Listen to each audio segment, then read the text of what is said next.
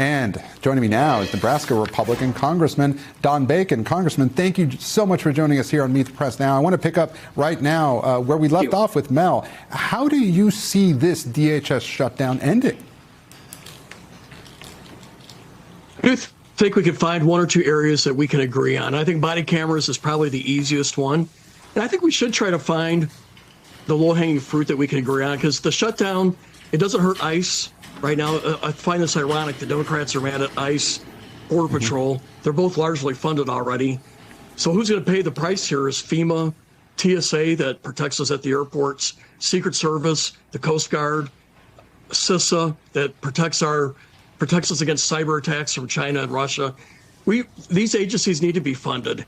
But instead of playing hardball, I think we should look, what are one or two areas that we can agree on? And I think body cameras is clearly one. Most law enforcement agencies all over the country already have those. So that seems like an easy one. And if there's something else that maybe we could agree to, I would call that governing. Well, look, the administration has already softened on body cameras a bit. A short time ago, they said that federal agents in Minneapolis, at least some of them, would wear body cameras. But what about one of the other issues that Mel brought up, this issue of judicial warrants before ICE agents make arrests inside homes? How do you come down on that? And do you think that Republicans would budge at all on that? I think if you're going to search a home, you have to have a warrant. I think that's in the Constitution. However, if someone, police have made arrests at people's doors that are citizens if they're guilty of a crime, and so I think the one size fits all here. If you need it for citizens, I think you got to have a warrant to search somebody's house. But I've seen people arrested in front of their homes, without a warrant. Right. So I'm not a lawyer, but we'll let the legal guys take care of this. But I think body cameras are an easy one. And quickly, because I do want to perhaps talk specifics here, what about the universal code of conduct that Democrats have been asking for when it comes to ICE operations? Do you support that, or would you be willing to compromise on that? Should be standard law enforcement practices. I know the Omaha police here, I think, do a great job. So there should be a standard processes for law enforcement. I do think Holman has done a good job in Minneapolis. He came in there. I think he turned down the heat, turned down the volume. And it's probably good, because I think it's always bad when you have Americans pitted against Americans. You see violence in the streets. I think some of the stuff that was done in Minneapolis was unnecessary, and it takes leadership. And I think Director Holman's the guy to do it. So I applaud him coming in there and creating some stability. And so it's really more about leadership than anything else. Mm-hmm. Well, Congressman, even if Republicans feel like they have more leverage than Democrats here when it comes to a shutdown, do you have any concern that your party is taking a hit on this issue of immigration ahead of the midterms? I do think there's a divide in our country on if you have someone here illegally, say for 5 years, and they're working, they have a family here, they're otherwise here illegally, being good neighbors.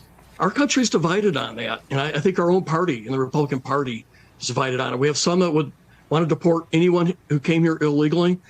I'm of the view that if you're a gang member or have done other kinds of crimes, surely we need to deport those people.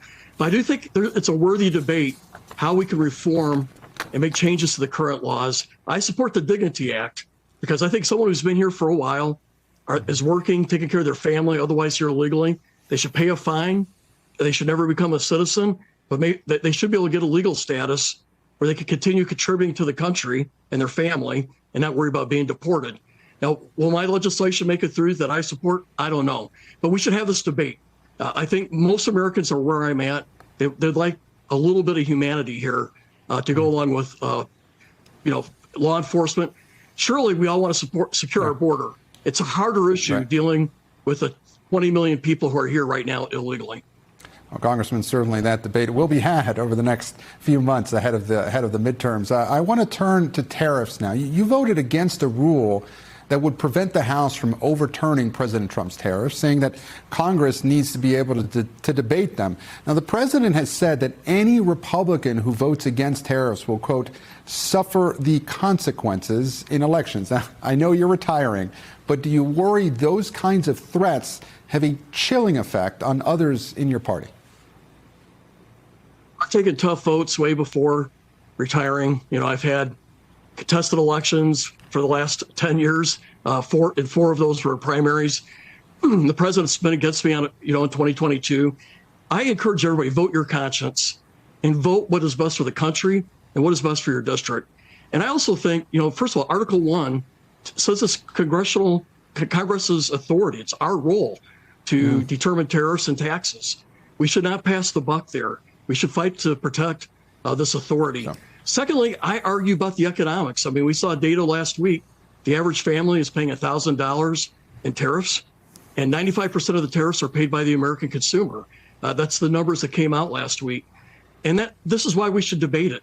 Now, I fully support it. If we have a vote and people vote in support of the president, I respect the final results, but we should debate it, and we should be able to put this on the floor, debate the pros and cons, and do what Article 1 in the Constitution asks us to do. Now, I will tell you, tariffs are not popular in Omaha.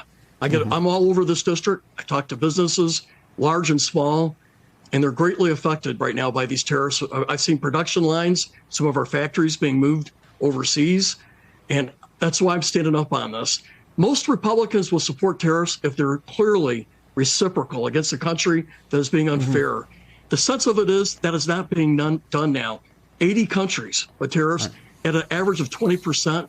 And many of these tariffs have been done in I would say, in a very capricious way. Going after a leader in Switzerland because the president doesn't like her tone, or going after European countries because they oppose the president's comments on Greenland. That's what we don't like. And Congressman, we're seeing a historic number of House retirements this year, including 30 Republicans. Now, the current GOP margin is already incredibly narrow. What do you think this could all mean for the midterms? Typically, midterms go poorly for the party in power. Only twice in the last century, I believe, has that been different. And so the historical side is not good. And that's why I would encourage the president, talk about how wages are climbing faster than inflation for the first time in 5 years, how gas prices are low. He does this once in a while, but then he gets diverted with Greenland or going after people's spouses. He's all over the map. He needs to focus on affordability, and then he did what he promised. He secured the border. If he would stay in what I would call what got him elected, it would be better for him and all the Republicans down ballot. But right now we're defending tariffs, Greenland. We're keeping a dictator in power in Venezuela. These are things that I don't think fare well for Republicans. But they're the most important issues are economic. Right. And if he made the case, I think he would have a lot of support and would help us down ballot. Congressman Don Bacon, Republican on Nebraska. We're out of time, but I wonder how many of your Republican colleagues think the way you do, just haven't said so publicly. We appreciate your time today here on Meet the Press Now.